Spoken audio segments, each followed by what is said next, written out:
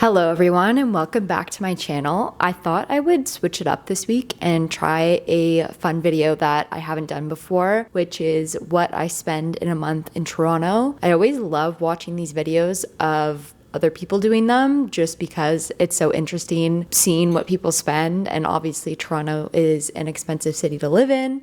So I just always find them super insightful. So I thought I would do one myself. But yeah, let's get right into what I spent in the month of September. I feel like I was really just doing the most in September, activities wise. But yeah, was a little bit shocked when I summed everything up of what I spent in the month, but I will get into the most expensive to the least expensive, and I just divided it all into categories. So the first up is rent. So I rent a 1-bedroom apartment in Toronto that I split with my boyfriend. So our total monthly rent is $2,800, but my portion of that is $1,400. So that's what I pay every month. Our apartment also has a parking spot and a locker, so that's why the rent is like slightly more expensive than I guess like the average around, I think it's $2,500 for a 1-bedroom. That's just kind of the norm of rent in Toronto, and thankfully I can split that. So then moving on to the second highest monthly expense, which is groceries. Every month it feels like a ton of my money goes towards groceries, which it does, and it was so interesting looking at the total sum for this month. So again, my boyfriend and I split groceries evenly. So my portion was $379. So bundled within that is Costco trips that we usually do once every 2 weeks. This month we actually only went to Costco once because we were leaving at the end of the month. So we just stocked up one time, and then the rest was actually spent at just different grocery stores downtown Toronto. And then also within that was $41, which was my portion of a cottage grocery haul for September long weekend, which was with me and my friends.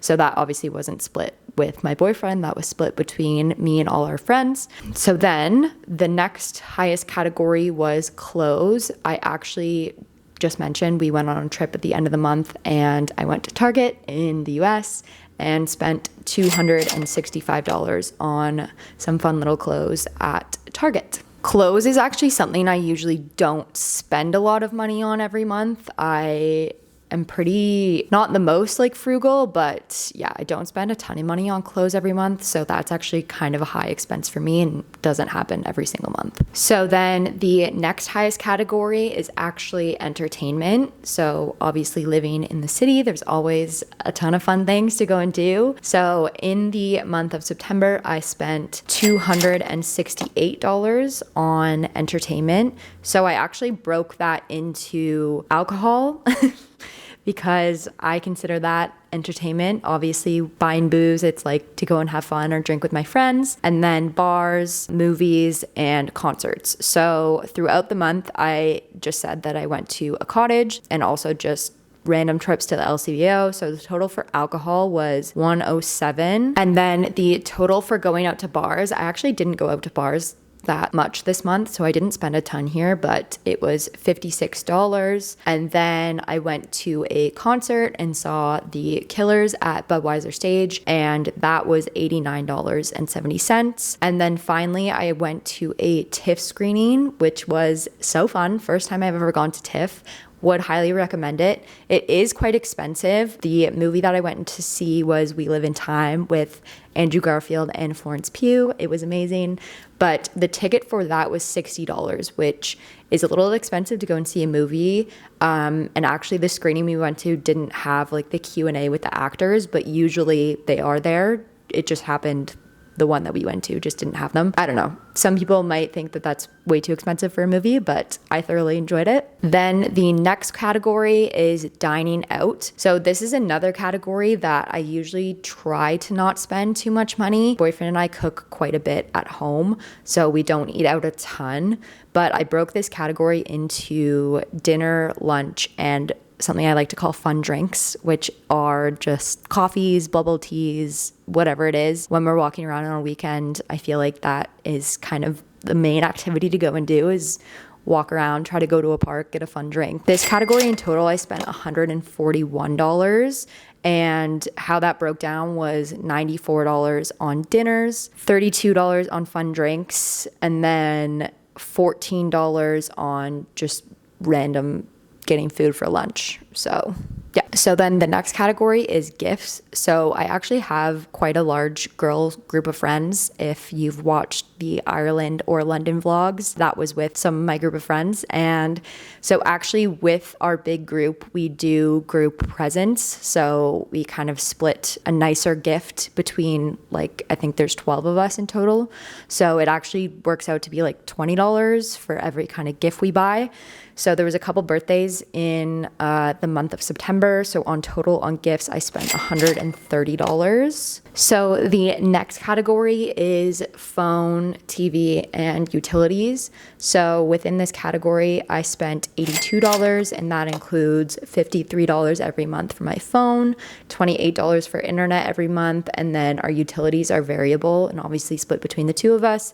But for September, it was $26. The next category is subscriptions. So within subscriptions, I actually pay every month for like an online Pilates class that I really enjoy. So that is $24. And then I also pay for Apple storage because I have so many videos on my phone. Yeah, I really could probably lessen this expense, but it is $14 every month. And then I have this other category for YouTube expenses, which I pay for Epidemic Sound and Canva, which I actually just canceled, but within that is $44. So moving on to my car. So every month we pay car insurance. So this we actually like to pay all up front and do it like once a year, but I'm just breaking it down for the monthly cost because technically it would be distributed across the 12 months. So every month would be $73 that I pay for car insurance. And then this month, as I mentioned, I went to a cottage.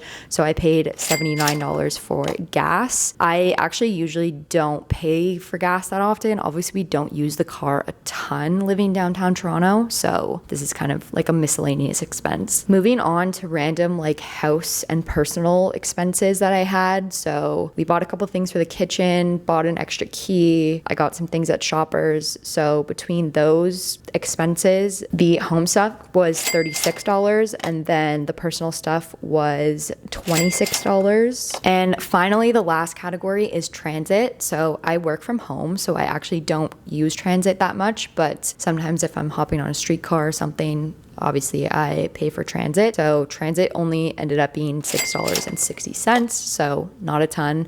I definitely prefer to walk anywhere if I can walk, just because I enjoy that so much more than taking the streetcar. After all of those expenses, the total for the month ended up being $3,005. So this was definitely a bit of a larger month on spending. I feel like I maybe don't spend as much on entertainment when it becomes the winter, but obviously had to grasp the nice weather while I can. So yeah, hopefully next month I'll spend a little bit less on that, but I feel like this was a pretty typical spend month. But I hope that you guys enjoyed this video, and if you did, make sure to give it a thumbs up and subscribe and let me know if you want to see more of these. Yeah, for sure, drop a comment if there's anything else you would like to see about living downtown Toronto or stuff like that. But thank you so much for watching. I'll see you guys in the next video. Bye guys.